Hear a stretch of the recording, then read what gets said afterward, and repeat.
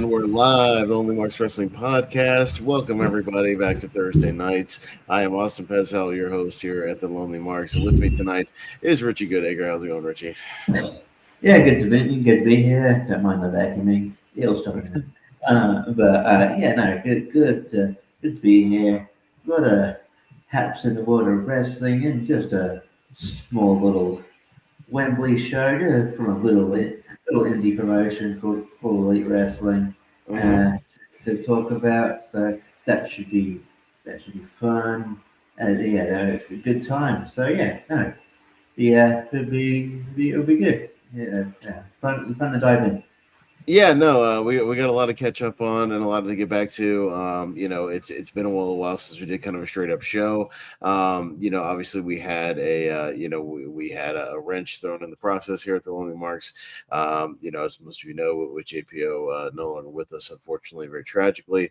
So we did a tribute episode last week where we had people. If you haven't gone back and watched that, please do. We had Corey on here, Jacob Barber on here, a bunch of people calling in. So it was weird, Richie, to set this up and not like put his name in the description and things like that. It was very kind of weird to do that. But I think we both agree JPO would want the show to go on and for us to talk wrestling, with each other every week. Yeah, and we'll have people like come in here and there as well. So I've already. Like Corey, like Jacob, and so it'll still feel like and like they're sort. I feel like especially Corey's still gonna kind of be he's sort of also part of that kind of family as well. So I think I think it's kind of I think it would behoove us to keep going. So yeah, definitely. No, we'll reach out to Corey. He'll be on occasionally, here and there. So he might do some drafting when we get the rosters. We would have done the roster before All In, but obviously all this stuff kind of threw everything out of whack. So we'll have to do it after All In, but we'll probably still get that done here in the next week or two. The show will go on. So let's go ahead and kick into some news. We'll talk about All In from Wembley and make our predictions here in a little bit. That'll kind of be our main topic for the night. So we'll save kind of most of the AEW news and happenings and whatnot. We can kind of tie into All In. I would imagine the biggest story, Richie, is there was a pretty major release while we were gone. Not so much a release as just kind of a release not in renewal. So a newly free agent in Ilya Dragunov, one of my guys. I think we can both agree, Richie. The balls were dropped on this one big time because that dude is super talented. I think we all, were enjoying his runs, when he started with NXT UK and then, moving on to, on the NXT roster, NXT champion, all that. And then, finally moving him up to the main roster where he had, a bit of a run as U.S. champion, just a little bit. Yeah, he won the U.S. title already. I mean, he was moved up to. He was on Raw for a little bit. It didn't have much run before he got injured, unfortunately. But then he came back, and his first match back from injury, he beat Sami Zayn for the United States title. And I believe that was I don't know if that was initially the plan. I think it was just Sami Zayn's call to have won the title, and he had a decent run with it. Had really good matches with people like Camilla Hayes and people like that. And had the open challenge thing that I always like. And so it was really good. And sort of Brian Alvarez says, I do think this is a bit of a layup for AEW. He's more Tony Khan's more or less said, I'm like, hey, I'm interested to see what happens with him. I'm a huge fan. So I could definitely, he would fit in there quite well. Maybe I could see him being like if they decide to kick out one of the Death Riders, he can slot right in there. Well, I think his style of like that kind of strong style, smash mouth, hard hitting, like no nonsense. Yeah, it fits right in with a lot of the style that AEW kind of leans more into. That kind of more wrestling based style. The crowd I think would appreciate his work over there. He would get time to kind of showcase a little bit more. Yeah, I mean I could see him sliding right in, Richie, to the TNT picture, the international title picture, all that kind of stuff. You know what I mean? Like that kind of upper Yeah. mid card, like potentially, main event. But even if you just throw him in, there's a lot of talented guys in that kind of, upper middle card, Richie, that I'd love to see him work. I mean, can you imagine Ilya and like Kyle Fletcher and Takeshita and, Yeah. Or even someone like who's a brawler, like Eddie Kingston, you know what I mean? Like, yeah, or even John Moxley. Like, can you imagine them yeah, beating the shit out of each other? Or yeah, Claudio. yeah. Some of those middle guys, even Andrade and Brody King, Bandito. All those guys. He could have because he's worked with lucha guys. Yeah, he works with the kind of big brawlers. Because we've seen him work with Gunther and whatnot.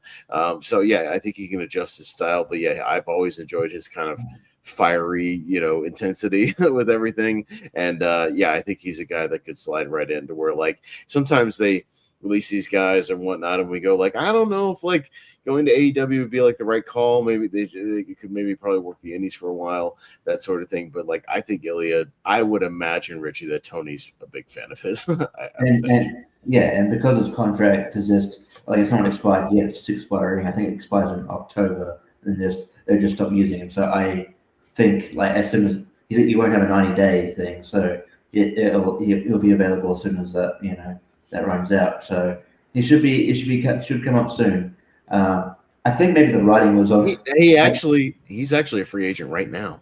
Oh, right now, cool. Oh well, he could Did show not it. have any kind of no non-compete clause. He is a complete the contract just expired without any kind of non-compete clause. So Oh, okay. Well, we'll talk about it. Could they pull the trigger on him as soon as this weekend? like he lives in like I mean he was from Europe, which is not far from UK. I just say. Well, and there are these little things they do it all in called casino gauntlets that where you can have mystery opponents, right? So Yeah, good. I feel like unfortunately, I feel like the writing on the wall with him was, you remember when he was in the Rumble and you're like, oh, he's going to face up with Brock. That's going to be amazing. And he just gets dumped out immediately. yeah, Like, yeah. And like oh, shit. he threw some shots, like he backed him up in the corner, boom, and then Brock was just like, Yeah, just sort of no sold it. I'm like, what the fuck? I'm like, what happened there? And then they didn't see. I think, and I think it was around that point where they kind of reached to like a snafu in their negotiations, and then they decided not to use them because I think Ilya was making a lot of money, making decent money, and it was like a restructure thing. It's like, hey, let's restructure, and he was basically the same as New Day. I was like, nah, how about no? yeah. Well, and if I was him, yeah, if I didn't feel like I was being used, I'd probably go elsewhere and just let it expire. He'll get a good offer from AEW, when that eventually does happen. But yeah, I heard about you probably heard the same thing, some backstage report about him and some of the other people that might be on the chopping block not moving numbers. Like everything's about moving numbers right now. And it's like, but how is somebody supposed to move numbers when they don't have significant storylines or television Yeah. time, right? Like that, You can't really move numbers when you're just you're just placed in the mid card or whatever. It's not like he main evented a pay per view or whatever. It's like we never got the match we wanted with like the rubber match with Gunther that we wanted. Yeah, you know what would have moved numbers? How about a rekindling of that feud and a finally that third match? That would have moved some numbers. They should have done that at Bash of Berlin. That yeah. Well, we talked about that, didn't we? Because wasn't that during his Intercontinental run? And yeah. I said, and I remember pitching it on Lonely Marks. I said he's been Intercontinental champion for like what was it, 500 or 600 days, something like that. Yeah. He was beating everybody, and I was like, that's a perfect setup to be like Gunther could come out and be like, I've beaten everybody. I'm clearly the greatest of all time. Nobody can take me down, whatever. And then Ilya could come off and be like, come out and be like, well, there's one guy who's always been a thorn in your side, and somebody's proven that he can't beat you. I beat you for gold, in NXT, and Gunther, and they could then build it from there and be like, no, but I beat you. Yeah, but I beat you. Like we're 1-1, and the one guy who knows how to beat him, who can beat him and take him to his limits. And yeah, if you had that match in Berlin, man, can you imagine giving those guys like 25 minutes to beat the shit out of each other? That would have been amazing. But they didn't do it. Instead, you got like a bit of a throwaway match with Randy Orton, where I'm like, it was fine. Yeah, man. that's what I mean. Like, but man, if you had done that in front of that crowd, man, they would have eaten it up. It would have been great. So yeah, I don't know. It's like it's unfortunate where it's like I feel like if it was Triple H with full control, he would do one thing, but then he's handcuffed with TKO, because I think it's obvious. I think Triple H was an Elio guy, but it's just like but then he has to answer to these other people who are kind of more like, oh, but numbers and and stuff. So. But yeah, he'll do all right. Yeah. I've heard rumors about some other people that might be like on the chopping block, including, like, these are just rumors, so take it with a grain of salt, but I again, baffling names like Damian Priest or Carmelo Hayes, some of these guys that might be like, on the next round potentially.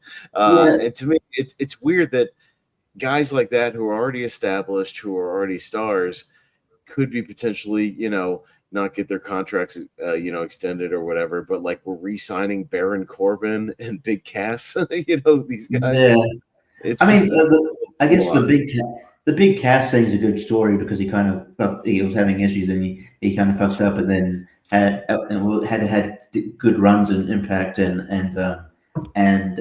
AEW, and so to have that redemption arc. But like, I don't know. It is sort of. I'm hoping it's just like that. I did hear the rumor that they were looking at maybe kind of people who were they weren't featured much on TV, which would indicate those people. Which it does. It seems crazy with, like, especially Damian Priest, who was not long ago WWE champion. Camilla, like, you're gift wrapping these. They literally have someone on, like, in the office whose job it is to watch AEW, and you're gifting these, wrapping these wrestlers too. Yeah, in a bow, and like presenting them as like, hot commodities right to AEW. And people who, it's not like they, got fired because like they were, bad employees or anything like that. They're like beloved wrestlers, in the community. As we'll talk about potentially with a certain tag team, at All In, that's more than likely 99% probably debuting. It's.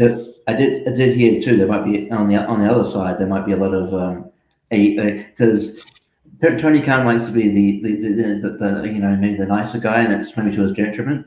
And CM Punk said this, where he's because he doesn't like releasing people, but he'll just let their contract expire, but he'll also just let them sit on the sidelines, which I don't think is a nice guy move. Like let them wrestle for your company or let them go. So I think there's a lot of people who you haven't seen in the company who I think their contract's coming up, and they might be gone soon. And one of them I think is Scorpio Sky. I'd be amazed if he resigns.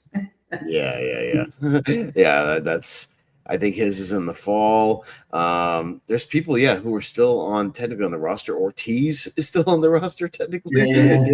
When was the last time we saw Ortiz? Kip Sabian probably not going to make the cut.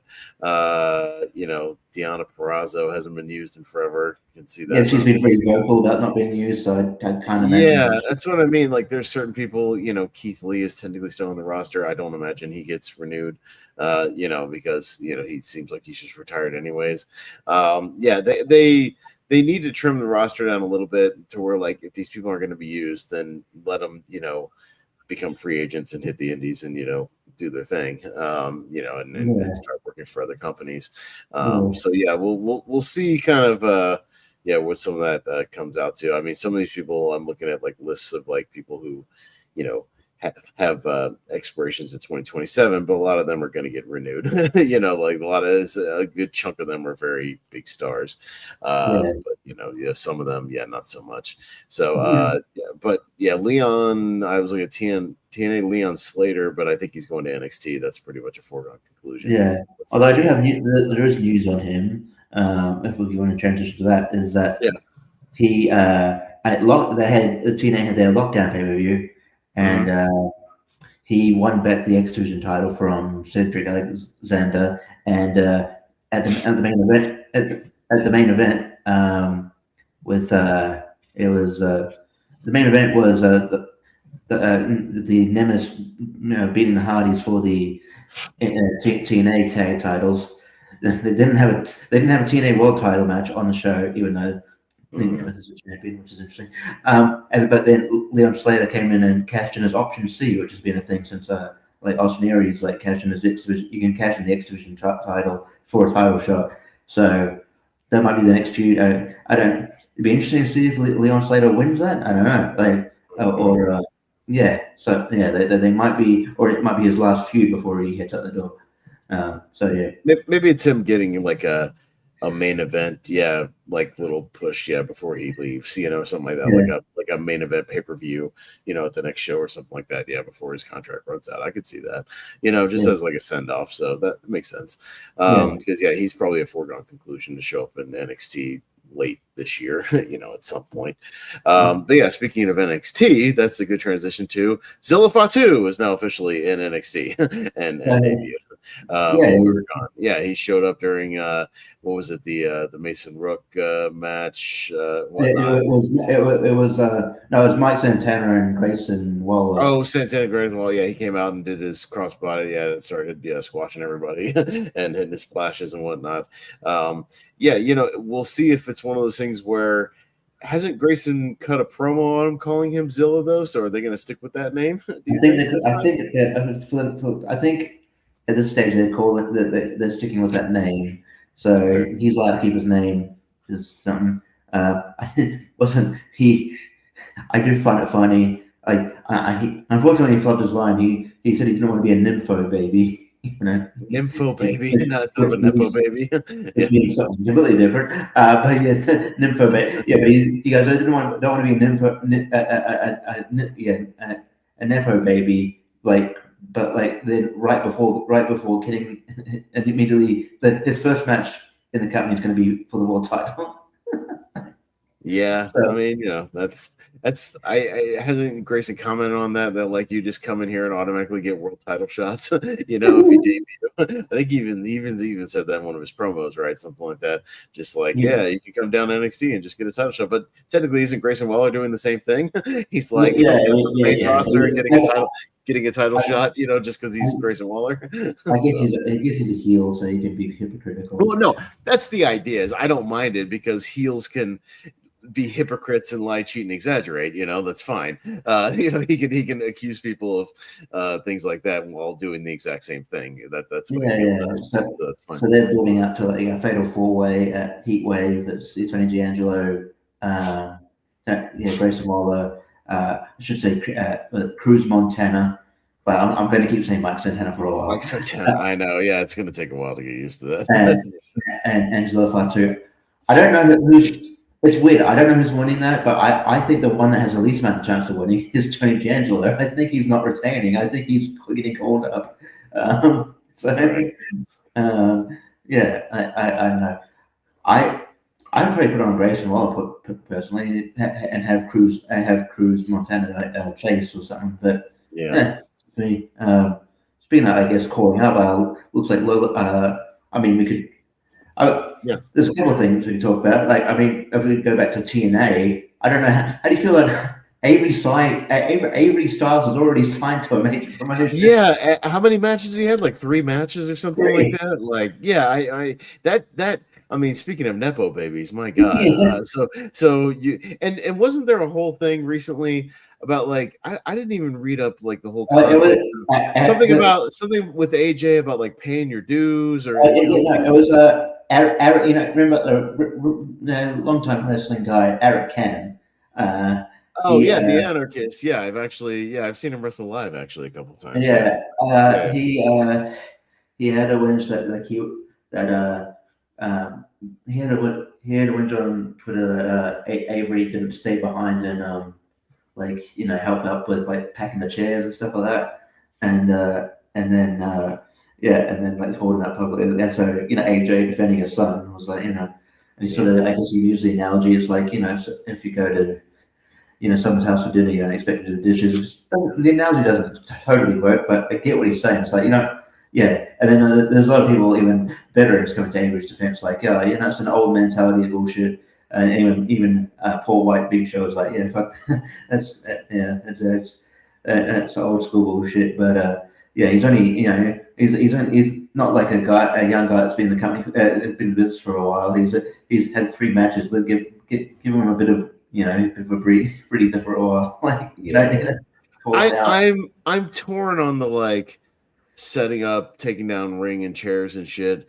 I do think if you're starting out in the business and you're like training, or if you're like myself, you're a referee, or just part of the, the staff or whatever, you should help out a little bit, I think. Or yeah, if you're in the, if you're a trainee, Richie, like if you're literally like still training to be a wrestler, right? Like like Ring of Honor had that, right? They had the trainees from the Ring of ring Honor. crew, yeah, the pre-show guys, the Bobby Dempseys and the those Grizzly Redwood, what's his name, that sort of those guys. Yeah. I mean, before he became, like he yeah. Like if you're one of those guys, yeah, I get that. You should be getting there early, helping out. I've still, even when I do shows occasionally, I show up early and at least help out, wherever I can, just setting up wherever, cleaning up a little bit afterwards, just helping carry stuff, back and forth. More just out of a common courtesy because I have time, and I didn't wrestle. So, but if you're wrestling on the show, I don't think it should be expected per se. If you're a wrestler and you're on the card and you're part of the main roster, if you want to as a courtesy, I think that's fine. I don't see a problem with that. Or if you're just killing time before a show, I could see that too.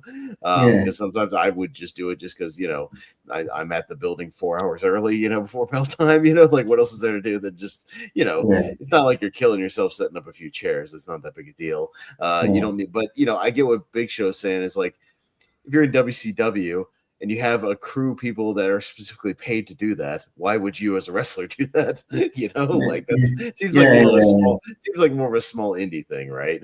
Yeah, because it happened. I think that whole thing happened at GCW, so he's already getting booked at GCW.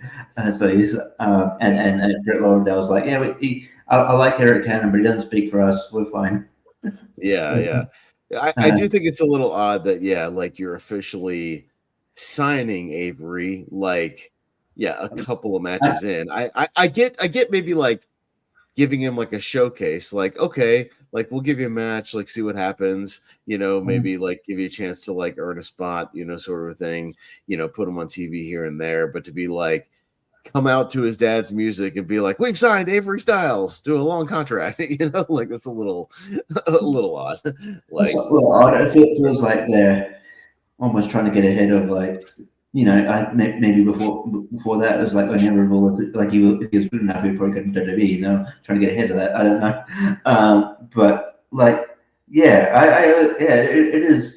Yeah, if they had like a development system, like I'd understand if they just signed into a developmental deal and then signed into a public contract a couple of years later down the road. But this is very quick, and he's going to have that nepo baby, even if he's good, which I think he is quite like decent for like even it's remarkably good, but like he's going to that nepo baby label is going to follow him for a while, considering just how.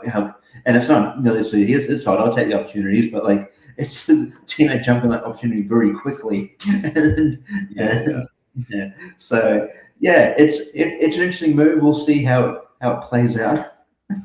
Mm-hmm. Yeah, I mean, I get if like somebody's a second generation star or something like that, and like you said, if if it was WWE and they signed him to like a performance center thing, right? I'd be like, yeah, sure, why not? Let's see if they Yeah. got the genetics, if they've got the gift or not. And you can do that off TV, kind of, Yeah. do some tryout stuff, if they put them on Evolve, once or Or they twice, can that'd be have an cool. ID contract, like where they're That's just what I like, hey, mean. Yeah. Yeah. we're just gonna look at you. You can do this will be indies, but we're just to know we're gonna watchful eye on you, and you can just Yeah, see how you go. but it doesn't always pan out. I mean, I refed multiple times for Scott Hall's kid for Cody Hall, and that didn't quite pan out, even though that kid was like a giant dude, and like he did have kind of the look and some of the moves, but like it doesn't always pan out, like Yeah, yeah, like in the long run, it might be like a thing where you have the name, but I did have some successful ones. Like he didn't become like a major star, but he's still very much working. I worked with Tim Zabisco a lot, Larry Zabisco's kid, Ripper yeah, Zabisco, and I think he's what he goes by now. So he's still very much working, but never kind of broke through as like a major, never got signed as like a major star. But yeah, like we've seen some of the ones like what's Arn Anderson's kid, like Brock Anderson. yeah. He's not really good. Yeah. Brock Anderson. Yeah, Yeah. So yeah, it doesn't yeah, always doesn't yeah. always translate 100%. Yeah. For every Cody Rhodes or Randy Orton, there's like Eric Watts. There's Eric Watts. Yeah, there's what's the I'm trying to think of a few. Yeah, I mean there's Brock Anderson's, there's not to say he's bad, but like there's like Colby Carinos, that don't Yeah, quite, break through. La- Lacey Von Erich. Yeah, it's just it doesn't always, you get the name so you get a shot, but yeah, it doesn't always pan out to big time success. Yeah, for like I said, for every Cody, Randy, and The Rock, like it doesn't quite work out for everybody. So Yeah, it's worked decently for some of these bloodline guys, for what it is. So yeah, um yeah, like it's a lot of those guys are second generation or related, whatnot. So yeah, yeah, we'll see how this works with Avery, if it pans out, or if it's just kind of a flash in the pan thing. We'll see. yeah. Uh, yeah, I just hope he's also, even if he's good, I hope he's eventually just able to be his own guy. Like, get your own music. Yeah, yeah, like you can't come out to just You can't go out to IMI. yeah, coming out to I Am is fine, maybe at the beginning, but yeah, maybe eventually. Or, if you want to do it and do like a remixed version or something, if they want to like remix it, into like kind Like of they do with Charlotte with Ric Flair's song. yeah, Yeah. like right, yeah, Charlotte's has like a little bit of the like a, but like kind of a remixy kind of version. Like you would do that, I'm fine with that. As like kind of an homage, that's fine. Yeah. But yeah, doing the exact same song, yeah, maybe just for the pop initially, but yeah, start become your own man a little bit. So we'll see how that goes. Few more things. We have a new faction, I guess, on Raw with Wes Yeah. Keys. But Wes Keys turned heel, which is interesting. Like, I Yes. because the last time we saw him, he was getting the shit kicked out of him by Jacob Fatu. And I guess, I mean, you could probably make the argument that Solo and LA were, friends, and they didn't. Well, they didn't help. It was not like they helped him or anything. So he was sort of left on to his own devices. But yeah, I didn't see like a heel turn coming off the back of that. But yeah, and then the tag team OMC, who's I didn't expect to call up this early, but I like them. They're all right. The one of the members of Bronco Nemo, he was part of a faction in AAA, and they recently kicked him out. And I'm just like, oh, that was quick. Yeah. And then I'm like, oh, that was the reason they kicked him out, because they wanted to call him up for this. So, yeah, like I mean, that we need more tag teams and factions. So I'm sort of I'm all for it, I guess. Yeah, yeah, we'll see how it goes. Yeah, well, I will say, like, the last couple of weeks with the Bloodline stuff, I think that made me like it a bit more. I thought Raw a couple weeks ago was actually pretty good with Solo, like, defying the Bloodline, and and then Jacob kind of being conflicted and him being not treated well. I'm like, oh, okay, I think I see the story now where it's like I think he a switch flipped in his head. Like, wait, you can do that? You can just you can just say no. And I've done all this stuff. I turned on my best. I beat up my best friend. I did all this stuff, and I'm still not getting like getting acknowledged by you. And then so I think they could be building out to another. I I know that the big matches over in Roman, but I could also see that over maybe going for the SmackDown, going for for Punk or someone, and then maybe pivoting to like Roman and Roman or Jacob again, or Roman and Solo, and have them beat Roman. So it's interesting to a degree, but isn't it also kind of a retread of what they've done for like 3 years? Like, isn't it almost kind of a retread of like the same thing when like Jey Uso turned on Roman, and like super kicked him? Like, if you want to like stick with the bloodline and just but not have the title involved with in the bloodline necessarily, maybe like they're clearly going to do like Roman and LA Knight at some point. So maybe like have like Jacob turn on Roman then and have LA Knight beat Roman and have him have a title run for a bit and then get it out of the bloodline for a bit. I don't know. It doesn't really need to be a title like a title feud. So I don't know. I just think it's like I don't know. I don't know. It's interesting, but yeah, I do think there's it does. I get what you're saying. It does feel like if you're not like part of that kind of family, it's hard to get in the mix in that title. You just like attack somebody, and piss somebody off, and they'll give you a title shot. So, okay. So I don't know. Malcolm said it was edited from when he last saw it. Which part was edited? The like some of the back and forth. I imagine. I think did they drop some F-bombs or something? Was like probably some language, edited out, or I don't know. WWE has tended to do like weird edits on Netflix. I know they edited out part of one of Brock Lesnar's things not too long ago because he was they edited out his shirt as well. They were editing out his shirt because he was like it had like backwards F-bombs or something, it's just like, bro, you can't be wearing shirts like that out there. And all that. So sometimes they'll kind of cut around some things in the post edit if you don't watch it live and whatnot. Jordan Grace comment. Oh, okay.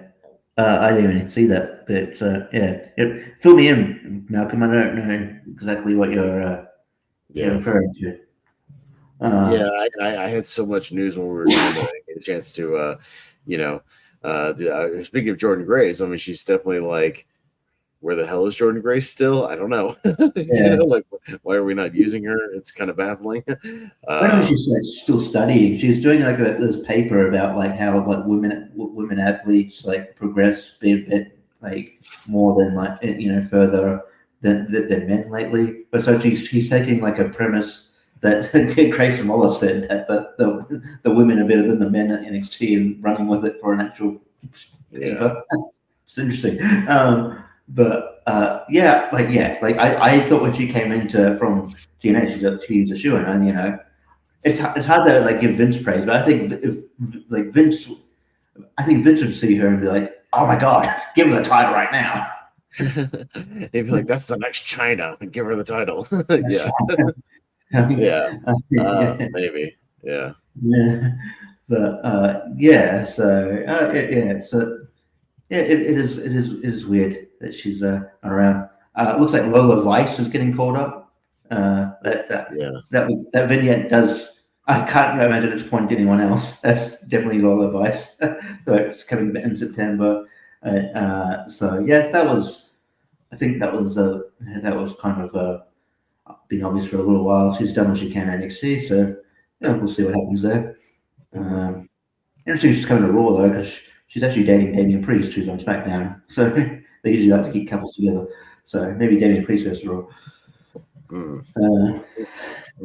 There's a couple of minor news bits. Those are kind of the big major things that happen. I read something about today that speaking of you mentioned AAA, that they were gonna maybe run a show at the Hammerstein Ballroom. That would have been interesting in New York Oh, City, okay. but plans kind of fell through for that.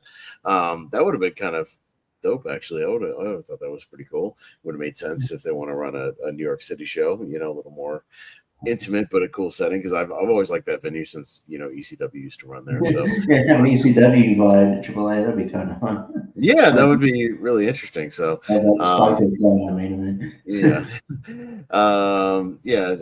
Triple Mania is coming up soon. I'm looking forward to that in September. So that should be all right. There's talks about like kind of strange things coming out of Wembley about Wembley this weekend, and like some restrictions and curfew things they have in London, to where All In, I think, is supposed to, it can't really run beyond about 4 or 4.5 hours from bell time, because they have like a 10 o'clock their time curfew, and that what it is, it's designed to filter people through the tube, the underground, so yeah. That might not be like a trains and stuff. horrible idea, considering how overwhelmed their shows are. I don't know. Well, and if you look at it right now, there's only 9 matches, including one technically pre-show match out of the 9. So only 8 technically main card matches, which makes sense and that's like just a building restriction. But I think AEW would be better off if they stuck to the 4-hour format, and it might not be a bad idea going forward. I mean, Tony won't stick to it once he gets back to a building where he can do whatever he wants. He's going to go back to doing, 10 matches, 5 hours.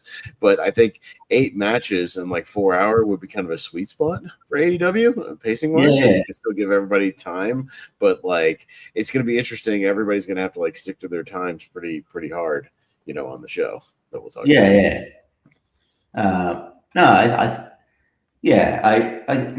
While it might be a bit, stressful trying to keep times, I think it's probably a good idea for this. Definitely a good idea for me not having to like sit there for ages. But I think Tony's going to realize that sometimes he's going to run into this because venues do have curfews. You can't. There have been situations like I think it was at Mania one time where people are stranded because it went long and then no buses or trains are running. So you can't have those situations, unfortunately. Because I think it's something to where. Because I've heard about this in England, especially where the trains only run till like midnight or 1 a.m. So they have to shows have to be done by 10. So they, give the fans 2 or 3 hours, to catch all the different trains to get out of there. Cause otherwise they get stranded and have to take, just whatever taxis they can find and whatnot. So that's a big deal to venues there. That even applies to like concerts and whatnot. Like even concerts have to get out, at a certain times. There and that's the same here. Like, I mean, on weekends it's like it's a bit more lenient. So I think the last one is like at like maybe like 1 or 2 in the morning, and there's like a few hours where it's not on. But like it depends if you got a concert on like it's a weekday or something. It's like like it's not.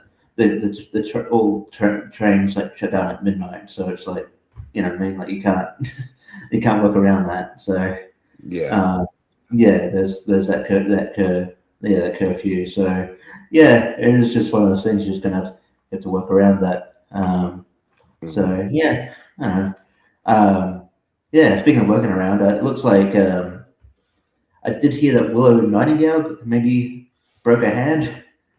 Maybe, it's one of those things where we talked about her possibly having a weird fake injury leading into this to try to get this match, but then she might actually be hurt for real this time. So I don't know how that's going to actually affect the match. We'll kind of see, how that plays out.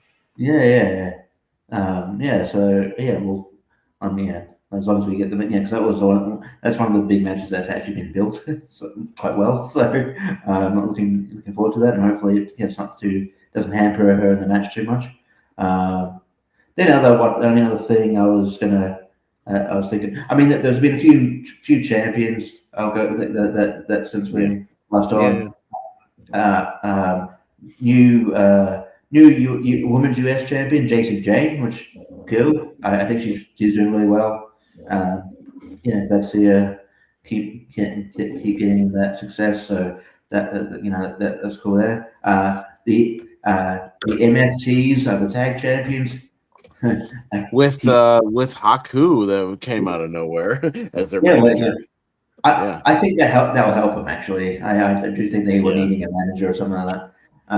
Because otherwise I think they'll get lost in the shuffle. So yeah, that was probably a needed boost for the tag team division because at least I don't think that Damian Priest is love the tag division. So yeah, it looks like being transitioning that. It looks like we're getting an addition to the tag team because Hiromu Takahashi debuted on SmackDown as Kyoki, and he's going to be tagging with Shinsuke Nakamura, who's now appearing on TV again. So that's need a boost for the tag division. And then like on the like MLW front, you've got the Good Brothers. They won the tag titles. So probably to get that off of off Bishop Dyer, Baron Corbin there, and you got.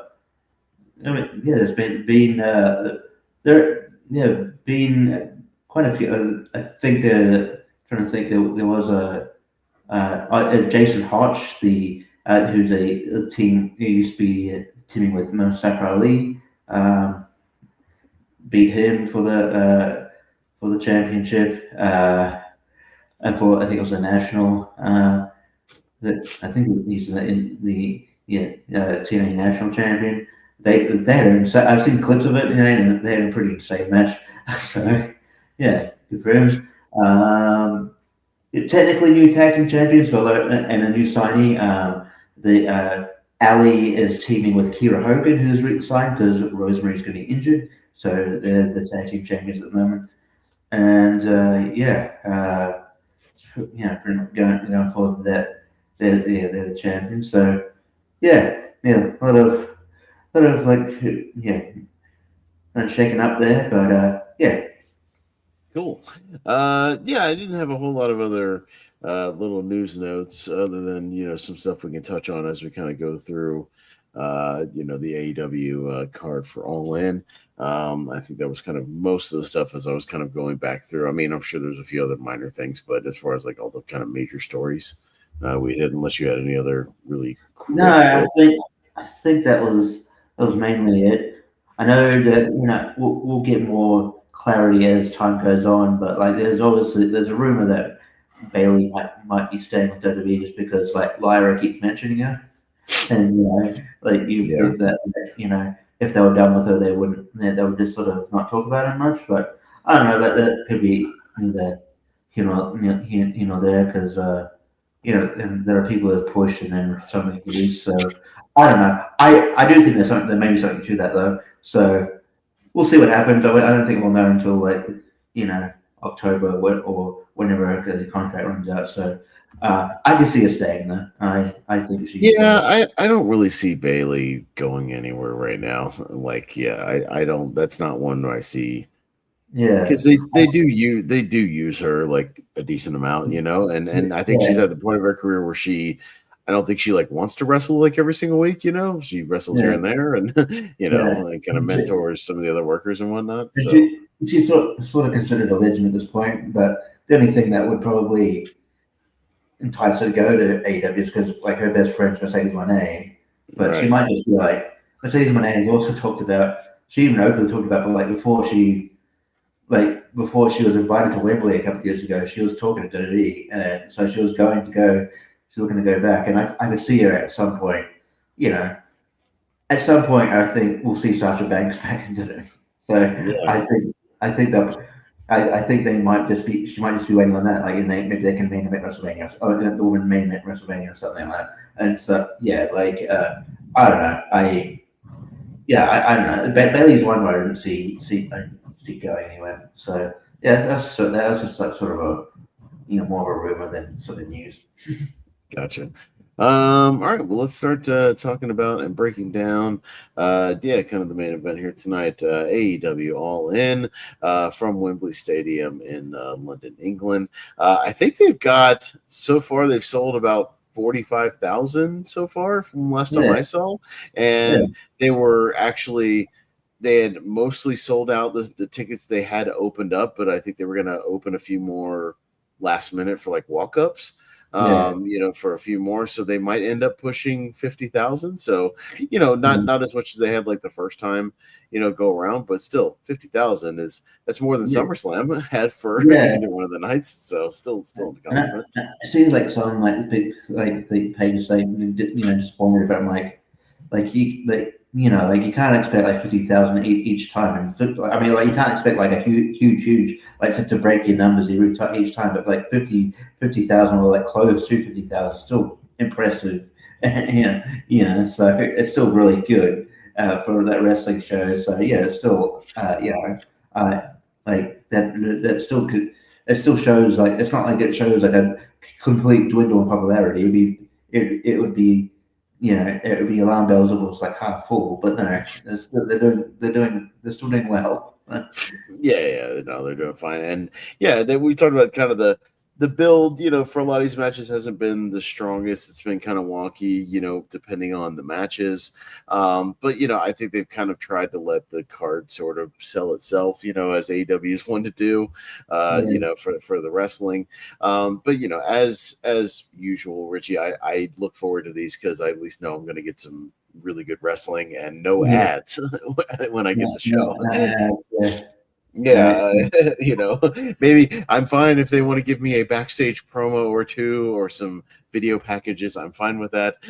Yeah, but no ads as one with AEW. So I'm at least looking forward to that.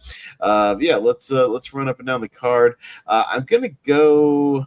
I'm gonna bounce a little bit around here, but I'll just kind of I don't really have these in any particular order. Obviously, I'll save kind of the main event for that. So we'll start down here because technically this was announced. We were wondering what was going to do. They were going to do with the trio titles because they were kind of, at first it seemed like it was going to be just a 3-on-3 with Page and Brodito versus like Swerve and some mystery partners, right? That's yeah, kind of what they were because Swerve cut a promo, saying like, "Don't tell me I can get anybody because if you mean anybody, I mean anybody." He's like heavily don't say it if you don't mean it. Yeah, yeah, don't say it. So, but yeah, it was announced kind of today, and I think it has an actual kind of title, the Trios Roulette Royale.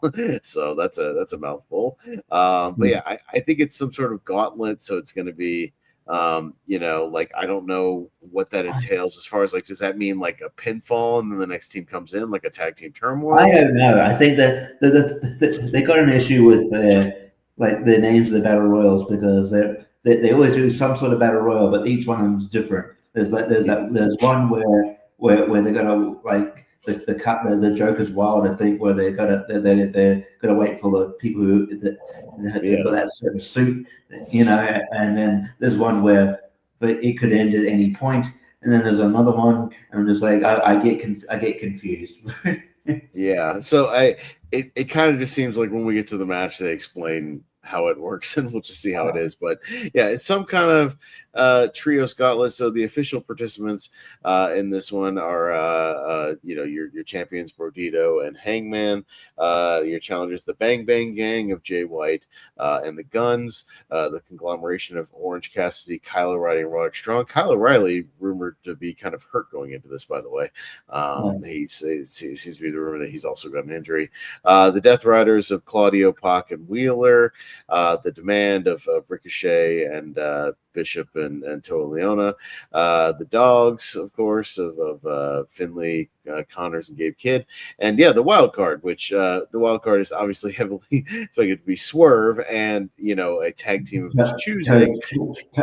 Not don't call us a new day, but whatever tag name they're going to be. But yeah, Well, Kofi and here's the thing: people have been saying online, they're like, "Well, if it's going to be the New Day, why are they going to be debuting on the pre-show? That doesn't make any sense." And that's I think I know where you're going, and I'm going to say the same yeah, thing. yeah, I think Tony's going to pull the thing of like, oh, the wild card's about to enter. Join us on the pay-per-view to find out Yeah, who it yeah, is.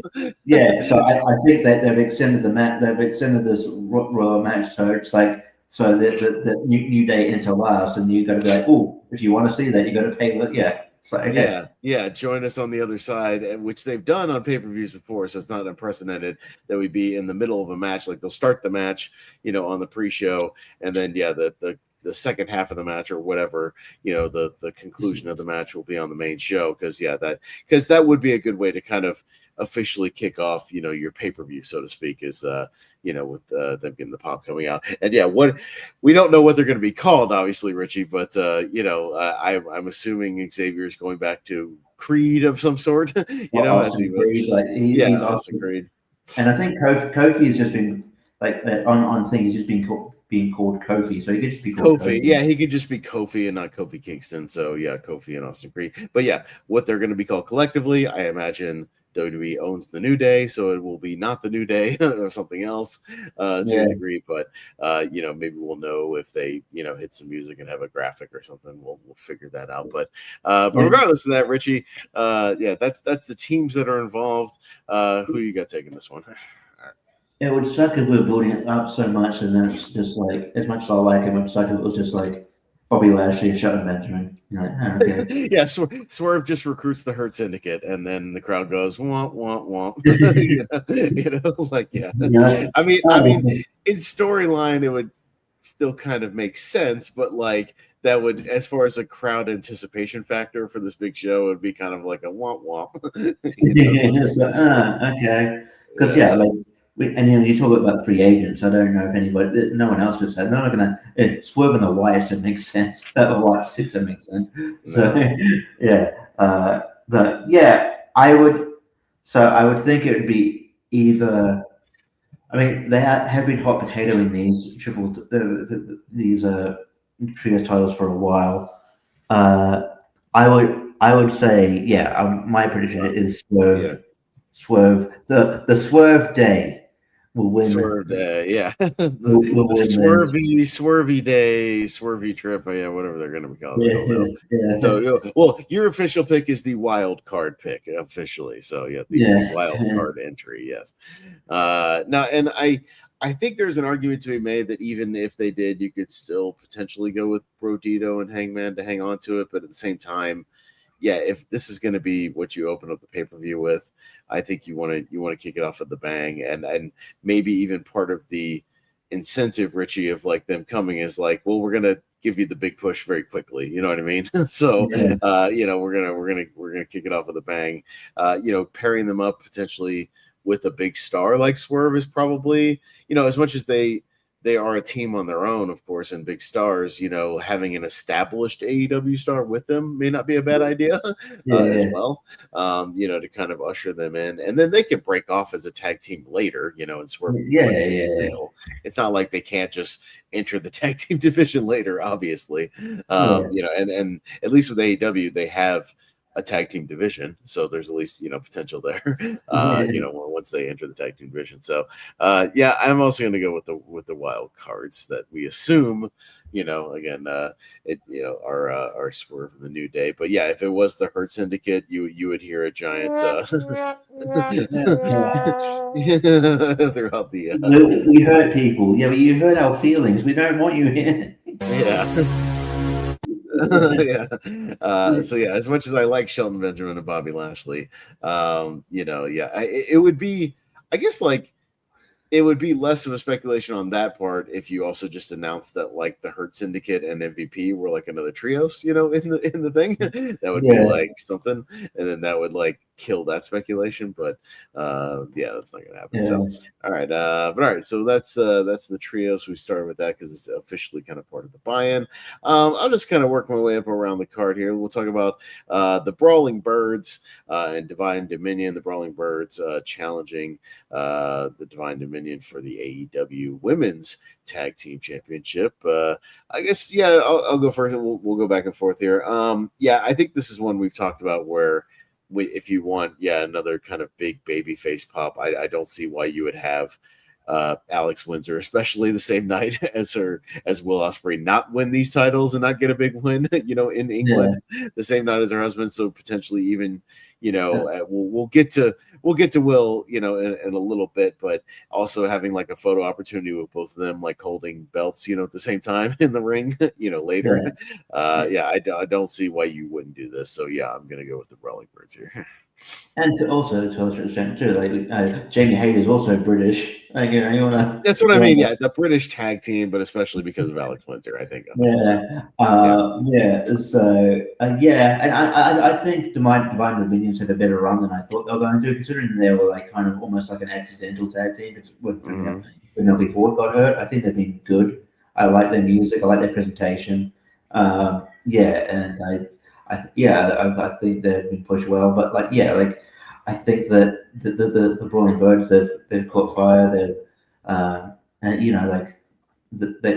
got great chemistry. It's like they've been teaming for years and they really haven't. So I think that's you kind of you put the belts on them, and Divine Dominion can always hit them back down the line. But I think this is where you got to pull the trigger on this. So I'll go Brawling Birds as well.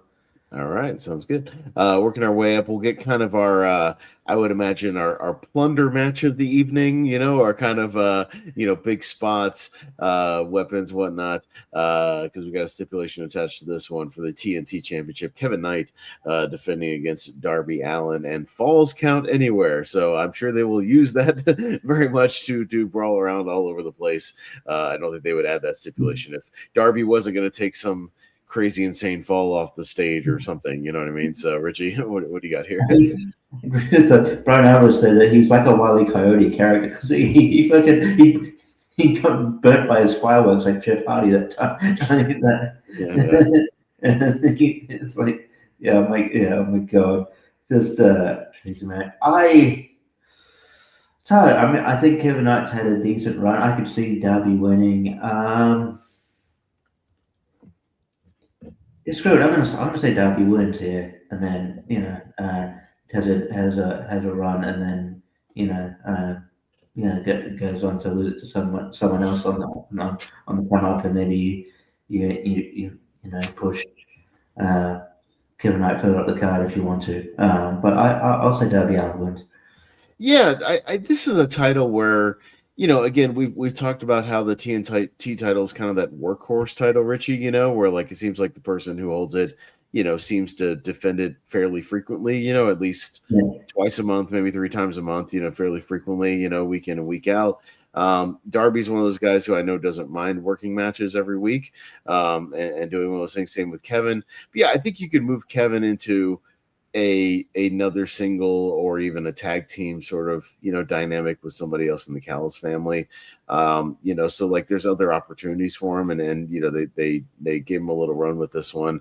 I know Darby's still coming off the seems like a step down from being world champion, and whatnot, but I think this is where Darby kind of thrives, just kind of working all these guys. I think he likes to work all the guys kind of on the card, and kind of elevate some of these dudes, and being one of those guys. So I'll probably roll with Darby here, and we'll see Kevin Knight work some other things here in the near future, but it should be a wild match, of course. All right, well, moving on up, let's go to the finals of the Continental Cup. I don't have the exact graphic, but there are actual matches. Moxley made it to the finals, so he still is the Continental Champion, which again was silly that he wasn't just. To me, if you were gonna have him win anyways, like why not just have him be the final boss and have Nigel work his way through the thing, and Nigel just gets his chance, to face Moxley. It just seems kind of silly, but so anyways, it will be Moxley versus Nigel McGuinness, of course, in his home country.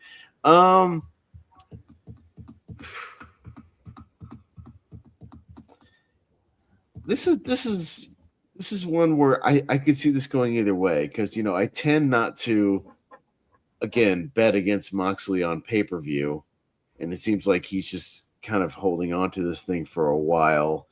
How many of these hometown wins do you do, Richie? That's the question on these, because you're already going to probably do it with Alex Windsor. You're going to do it with Will. Do you do a third one with Nigel and give him a moment? or is it enough that he just has a really good, strong effort in a match? Um, I, I'm gonna say Moxley retains, but Nigel has a good showing because I still feel like Nigel's not quite like a full-time guy yet. Like he's still kind of a yeah, pseudo part-time guy.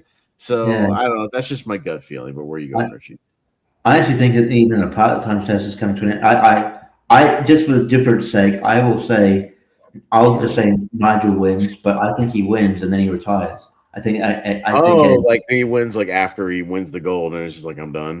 Like I'm yeah, yeah. finished. I think it's a perfect place for him to retire at Okay, Wembley. fair Yeah, enough. Yeah. yeah. Like he's talked about, like he doesn't, yeah. He's got miles on, mileage on his body, and he's coming in kind of injured. He got injured he got injured during one of the matches. But yeah, he said like he thought something was broken, but it wasn't. But he's hurt. So I could I could see him winning, and then whether it be and just announcing his retirement, and then I don't know if he'd do another tournament. And Moxley just wins, but um, but yeah, I don't yeah, know. I'm just yeah, always hesitant to bet against him. You know me. It's like Moxley yeah, seems to win a lot on pay per yeah, view. There's a reason why I drafted him. On the last AEW thing, and then actually he was one of my more prolific guys on my roster. Always kind yeah. of being involved in something and being on damn near every pay per view at least. So yeah, somewhere pretty consistently. But all right, well, we'll see what happens there. I mean, I obviously would not be. I'd be totally fine with Nigel getting that moment. I have no problem with that. But yeah, let's talk about the Casino Gauntlet match. Again, there have been more people that have announced. I'll kind of run down who they've officially announced so far, Richie. Those are just kind of the first two, but yeah, officially for this one. And the Casino Gauntlet is the one that can end at any time, with the random intervals, I believe, where people will just come in at random times. But yeah, Andrade and MJF are starting the match. Tommaso Ciampa is officially in there. Chris Jericho and Mark Davis are all officially announced. Plus, of course, whoever else they add there. So, Richie, what are you thinking here? These ones are hard to predict. They're usually the ones that they announce prior or early. The ones that probably got the bit of the shot. It's interesting that they're doing technically doing two gauntlets on one show, Yeah. but I've done it before. But Um, I will say this: at least one of them is partially on the pre-show. When they did yeah, the one at Texas, where they had the women's and the men's casino gauntlet, that went way too long. That's way yeah. too long. I think even Tony realized that they haven't done that since. So, Yeah, yeah. uh, yeah, yeah. So I just because my gut says it's either MJF or Andrade. Mm-hmm. She loves Uh, Ronda loves MJF though. She's a big yeah, yeah. she's a big fan for Uh, years. I'll but just say not this. but not a bad prediction, of course. Yeah, it always Yeah, always stands. I will say Andrade, but I could see it going the other way as well. Yeah, I'm kind of, either on the MJF or Andrade train on this one. Yeah, I don't see Mark Davis getting a title shot. Ciampa maybe in the future, but if he did, Richie, it'd be like a random one on a Dynamite or something. I don't see that being like a pay-per-view main event. Yeah, Maybe in the future. Chris Jericho, not really. I don't see him getting back in like major title contention. Yeah, could we see? I think we could see a surprise or two in here, but I don't think anybody that would actually win it. So yeah, I think because Andrade's still been pulling for that title shot, no matter who it's against. He wants to face MJF, but if it has to be against Will Ospreay, so be it. And of course, MJF, going after Will makes sense as a first feud. Be a big match to kick off sort of his run. I'll say MJF takes it just because it's kind of a reliable first, feud, and also Andrade is still kind of being pushed as kind of a baby face now, so and going he's from still the like the national champ. He's still like that's what I the mean. He's still the national champ, so it's not like he couldn't then graduate to the world title still down the line later this year. So I'll go MJF just so right after the Kenny thing you can jump into a pretty easy Will and MJF, sort of sort of pay-per-view feud. So I'll go with that, but I could see Andrade taking it, and that still could be a great match. So all right, well, let's move on from the casino and let's talk about the AEW Women's World Title. We talked about it a little bit earlier with Willow potentially having a hand injury, but we'll see how that plays into it. She's the current champion. I guess I'll go on this one. This one's again, it's hard to predict because the hand injury could be a factor. Do they if she's actually legit injured, do they keep the belt on her and kind of wait for her to heal up, kind of stall for time? Mercedes is a big star, do they start her kind of comeback of her winning titles again? This is a pretty tricky one to predict, but again, I hardly ever vote against Mercedes on pay-per-view. It's my John Moxley logic. So I'm just going to go with Mercedes and see what happens, Richie. Yeah, I think the story that they've told with Mercedes is good because, she's won all these titles, but always sort of fumbles when it comes to the main, AEW Women's title. It's right. She couldn't beat Toni Storm, and so.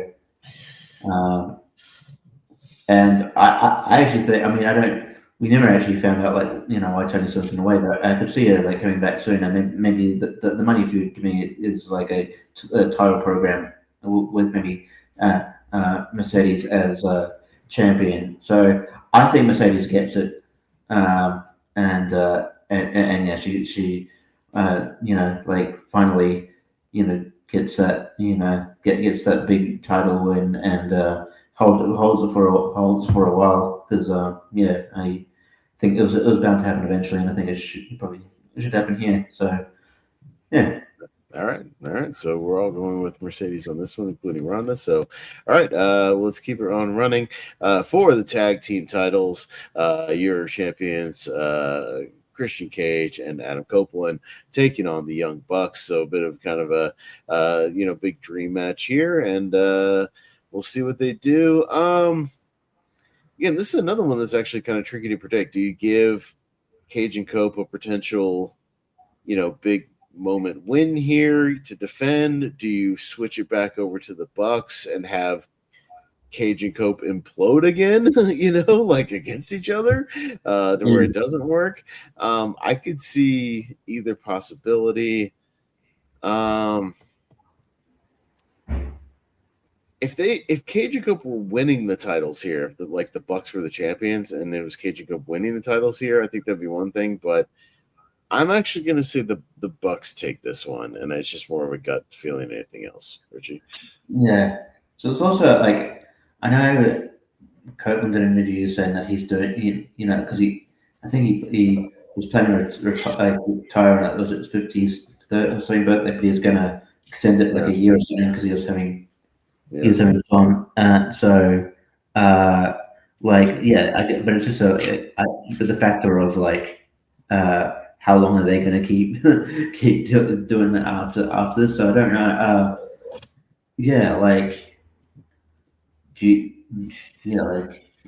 I think that there's a money match there with maybe Cage and Cope and Young Bucks and New Day and Machine Guns, if you can say. But I would say I think maybe I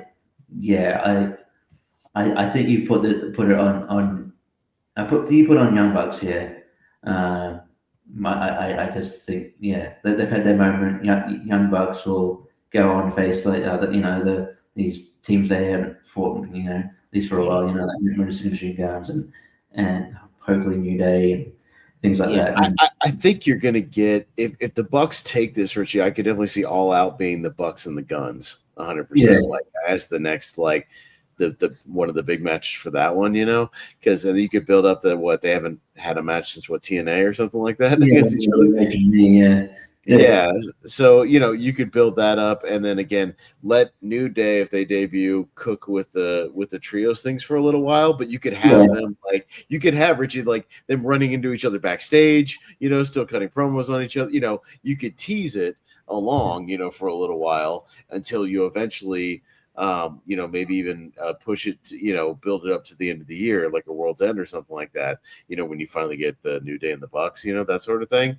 Yeah. And kind of get there eventually, kind of build it, because I know they've even had like Twitter back and forth and whatnot. You don't need to jump into that immediately. I think you could kind of tease that out a little bit, and in the meantime, the Bucks could still face the Guns. They could face the Hurt Syndicate. They could face Brodito. There's Brodito. There's other teams they could face in the meantime. It's not really a big deal. Yeah. Yeah. So, yeah. I think Bucks. I do think Bucks take it. I think it's just there's more. There's just more like media matches there, and I think Cage and Coke. I think they're just to go back to singles. Yeah. All right. So let's go to the three-way and talk about a potential show stealer, Richie. This three-way for the international title, Takeshita, Okada, and Kyle Fletcher, with your champion Kyle Fletcher, of course. This has potential to be just a complete barn burner. These guys just doing their thing and cooking. What are you thinking here, Richie? What do you got? There's a lot of. This is very hard to predict. Seems like Don Callis' family can't. He can't get his family to stop. I think. I mean, if he's smart, he's a heel. He would know that the common denominator is Okada not getting along with anybody. Yeah.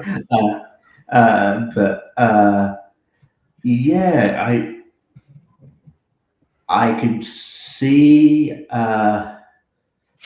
situation where Kyle pins Okada and that leaves some more tension, because I think the babyface run for Kyle Fletcher is not too far in the future. But I also think Takeshita didn't have much of a run and should bring it back. So it's tough. I'm going to go Takeshita,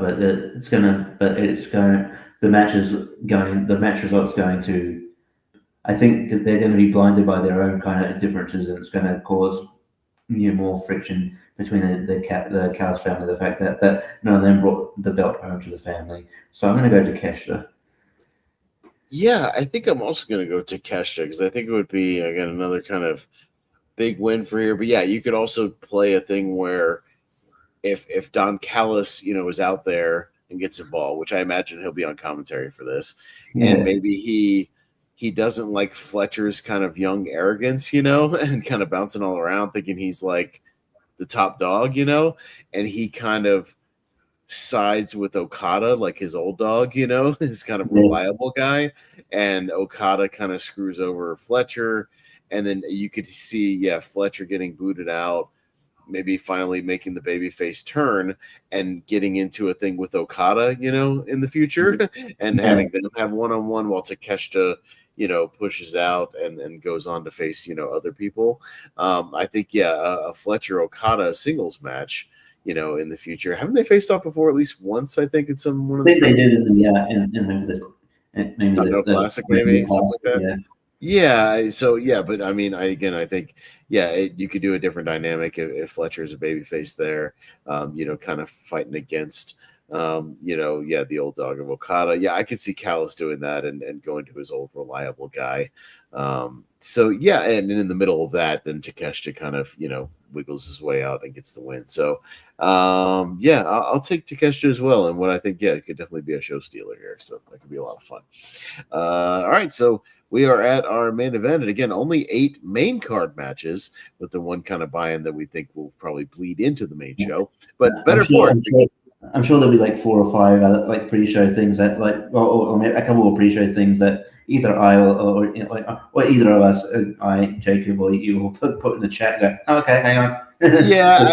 What I usually tend to do is throughout the weekend I check the AEW Twitter page, because that's where they just announce that kind of stuff. And and when they do, I'll post it in our chat. We can predict. But I would imagine if he wants to fill out the card, it won't be on the main card, but I don't mind if he adds 1 or 2 to the pre-show. I'm fine with that, because it's just the pre-show. If he adds another Yeah, he'll add another multi-man match to get more people on the card, yeah. or Like Shane something. Taylor's promotions will complain that they're not on the card, so they have to be on there. Yeah, he'll add one or two more things, and again, that's fine if he wants to add more stuff to the pre-show. I only care about the main show being a kind of a tighter thing, so that's totally fine.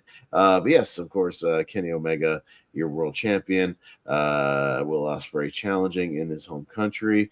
So yeah, I mean, I think this one is fairly predictable. They've been building, to Ospreay. Finally winning his first world title, in England at Wembley. I think they've been building this for literally like over a year, pretty much kind of foreshadowing this, with him kind of trying and failing a couple times to win the world title. Yeah, this is going to be the big way you kind of blow off your show. Tony's going to give them like 30 or 40 minutes, New Japan style to just do their thing. So everybody else is going to have to stick to their times. But, when was the last time they faced each other? What, Forbidden Door, like 3 years ago or something? Yeah, and like the back when like Osprey was a heel. He was a heel, yeah. So I mean, and they kind of are both sort of tweeners in this one, but the crowd's going to be behind Osprey, I think.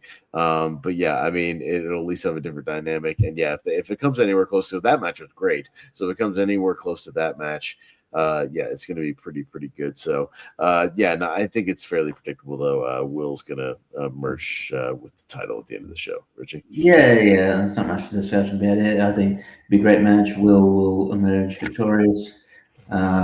Maybe sometime down the road, Kenny will get frustrated and just turn full heel. Just be like, "Fuck this!" Yeah. Yeah, because he's sort of angling that way anyway. I could see him getting frustrated. I'm like, man, I don't have long left. You screwed my moment. So, yeah, like I could definitely see that happening. So yeah, I'll go. Will definitely is taking this out. All right, yeah. So, all right. Well, there's our predictions. I predict a good show. I think all these matches have potential to be pretty great up and down the card and a lot of fun. I like the idea of the curfew because if that means that not every match goes 40 minutes, that's a good thing. Tony Khan. Not every match needs 40 minutes. You could have a really good. Brawling Birds of Divine Dominion does not need to go 20 minutes. They can go 10 yeah, you can go 10 have to a 12, good 10 to 12 minutes. You can have 10 to 12 minutes and it's perfectly fine. Mox and Nigel can go 15 and it's fine. Darby and Kevin Knight could go, 13 to 15 and have a wild match and be fine. Like it's you can keep the show moving, give, I could see the three-way getting a good, 20-25 to cook. Again, Will and Will and Kenny's going to get probably 35 to 40 minutes. That's going to happen. But Cage and Cope and the Bucks, they could have a really fast-paced 15-20, do their thing. You could have the Casino go a little longer with more people, and that's fine. And then like what else? Mercedes and Willow, especially if she's hurt, they don't need to go that long. They can they might they might have said it for if she's really hurt. They might have they might have kind of booked it for a certain amount of time, but they might cut a few minutes off.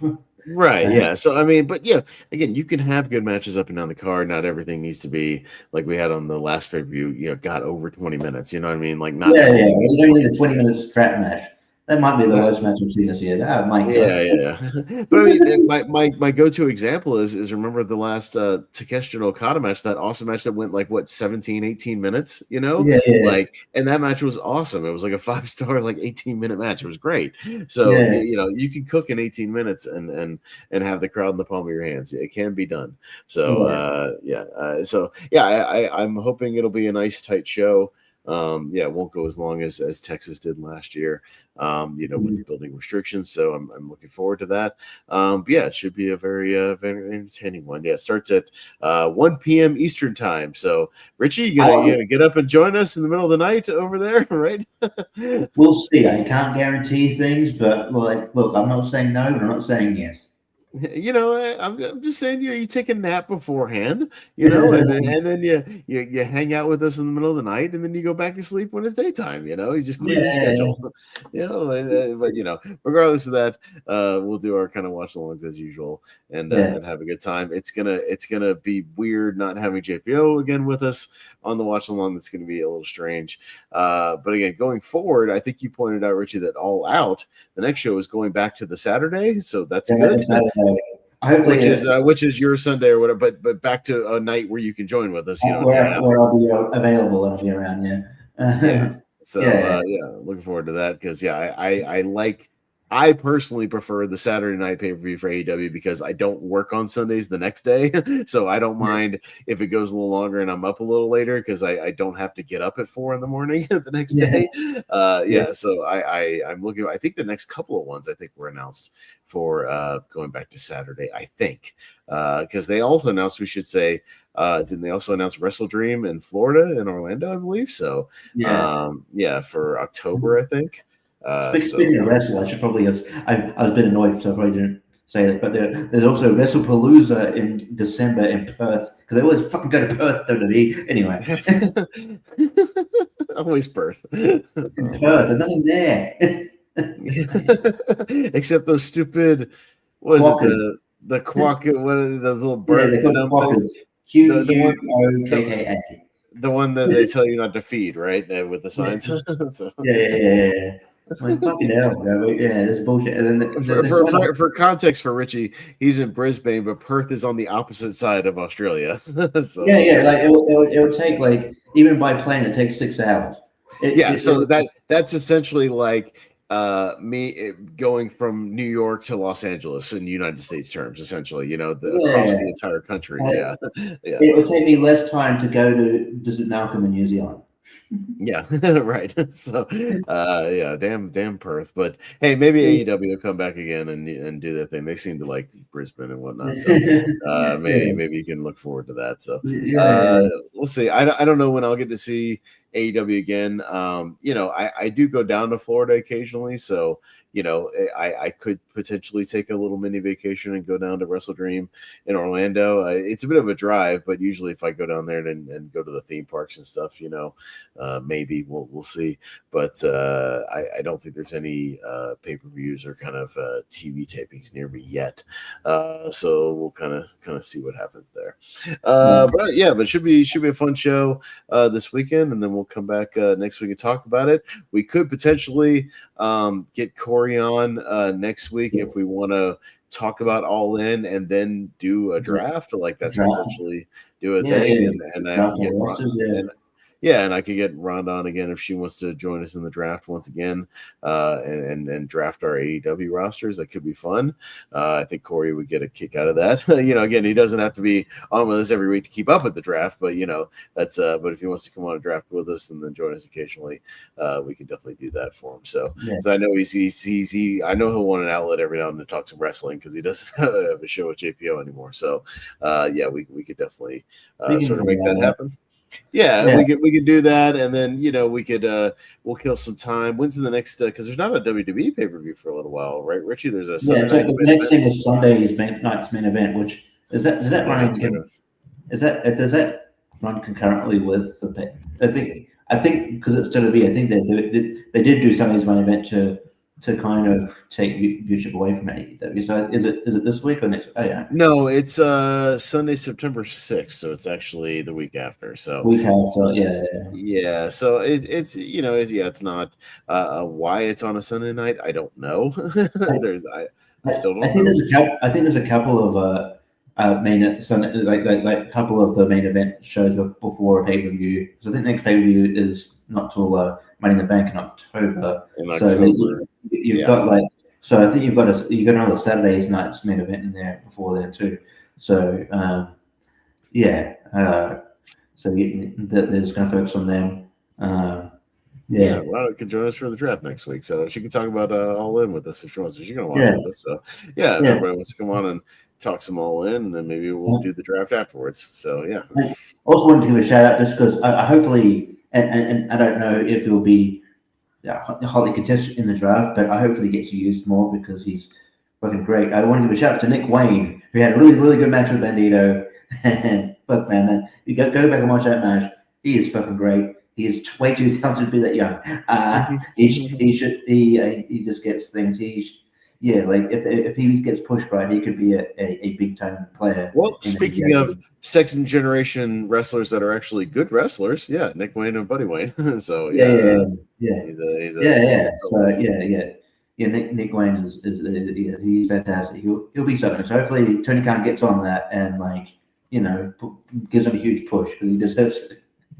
Yeah, definitely. So, yeah, we'll do that, and we'll load up next week. It'll be kind of all AEW centric show, and then yeah, the we'll the week after that we can kind of talk about Sunday night's main event, do some news, catch up on things, and then maybe the week after I don't know, we'll kill some time. Maybe me and Richie will do like a random retro review or something.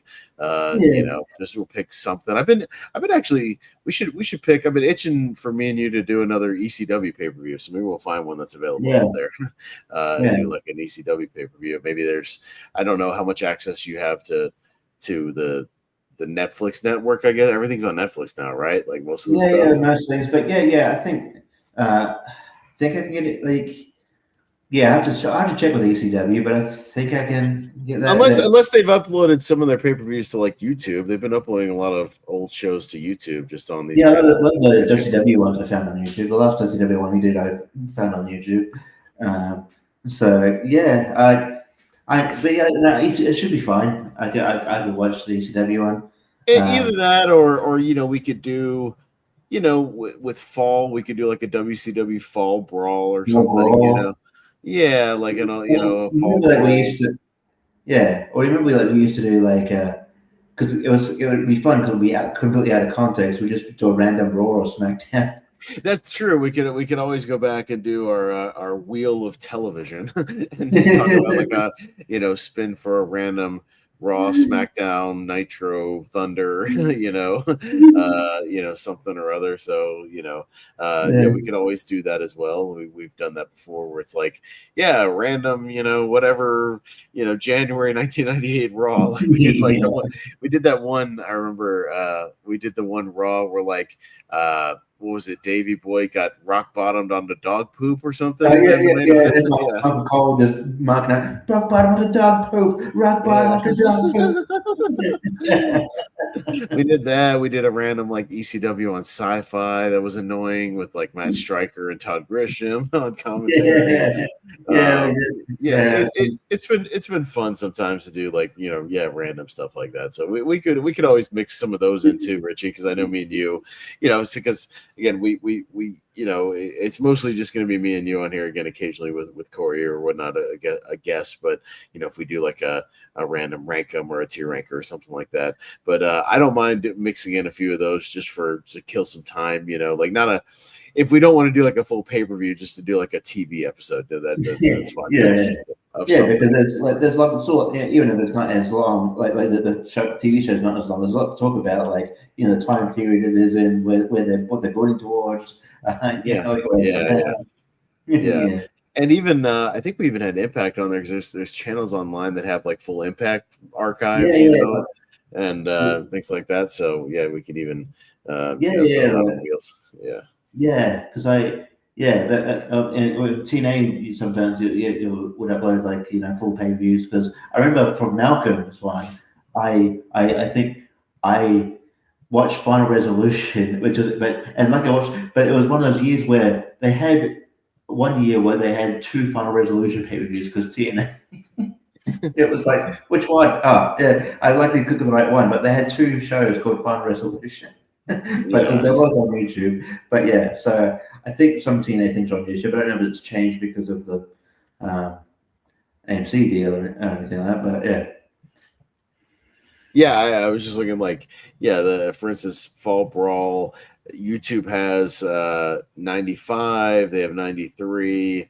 The full event, they have the 94 full event. They've got Super Brawl, they've got some of those ones are, Fall Brawl 98 is on there.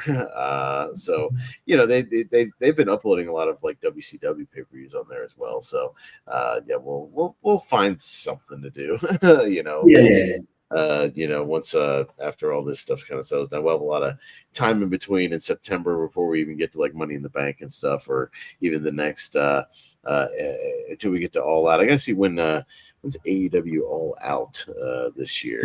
I think they learned from. I remember like a couple of years ago when it was like literally the next week.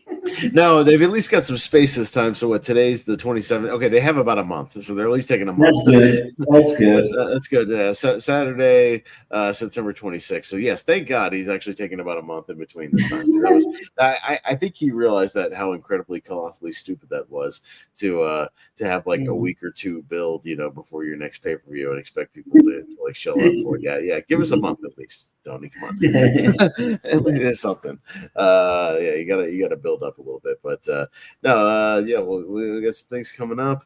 We'll do a heavy AEW show next week. Review All In and maybe do our roster. We'll talk to Corey behind the scenes, give him kind of the rundown of how it works, and see if he can join us. So, all right, we'll wrap it up for tonight. I'm gonna head off in a minute and get some sleep. I've had a very, very, very long week, but anything you want to plug or throw out there, Richie? No, just Wheel of Movies. Another one. Damn it, we have to do another one. Yeah. And like we're going to do Shop Around the Corner. We'll endeavor to do that next time. Or had been another death after that conversation as well. We're going to do a tribute to Tim Curry with The Three Musketeers, which is a really good movie. So we're going to talk about that. People keep. August has been a rough month. R.I.P. Peter Cullen. Peter Cullen, Dolly Parton, man. Oh my God! Like, stop already. Enough. 2026. I can't take it anymore. Stop it. Also, the main dude from Men's Society was a good movie. Also passed away recently. As well. So you got that, and I got a match coming up on Fandom with Brian Nussbaum. So check that out when it drops as well. That's pretty much it. You can find me on My Love Horror as well. I'll do stuff there. Mainly, probably just show up on like Jeopardy or Clippity. Probably get masked by either Pez or Jeremy. They just exchange the title back and forth. With the occasional Shannon in there. Shannon Briggs. So you catch me around, and then there might be other trivia things that pop up here and there. Like we'll still do some like kind of maybe draw. So a couple of trivia things that we used to do as well. It'll just pop up randomly. So we'll get around to doing those. Like I know we talked about doing the worst of '95. We'll get around to doing that at some point as well. We might do that in the next week or two. Maybe we'll do that on a random night. We'll keep the spirit alive of that past worst of stuff. And we can go back and forth on that. It's fun. So that's week, man. Yeah, no, totally. I'll have a match dropping on Why We Love Horror as well. Teams match. Me and Henry had a number one contender match. That was a really, really good tag match we taped. So really tense, anxiety-filled one. Good stuff. So check that out on Why We Love Horror. I'll be on And I Quote tomorrow night with Ryan Permson and watch along of The Mummy Returns for the 25th anniversary. Before we do our sports and games tournament fight over there, the championship. Monthly Mistake, the Saturday night Carnosaur is on deck for me and Wolfman, the 1993 Jurassic Park knockoff that came out a week before Jurassic Park, and then got slaughtered at the box office. So that Gene Siskel gave thumbs up. Not much beyond that. I'll be back on the Movie Hero Network, kind of all next week. Like Richie said, we'll hit Three Musketeers from 1993 next week on Wheel of Movies for Tim Curry.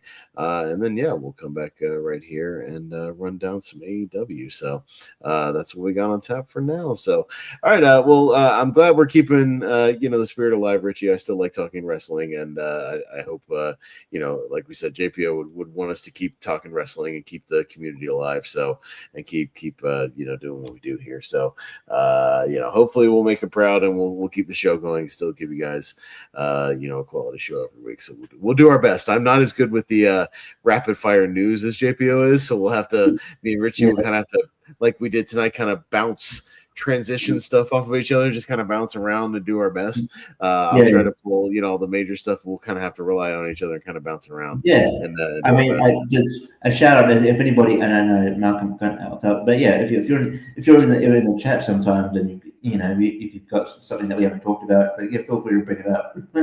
Yeah, totally. We'll do our best to kind of comment on it if we're familiar with it. So, and maybe I'll try to, throughout the week, more jot stuff down as stuff comes up on a daily basis, across the feeds and whatnot.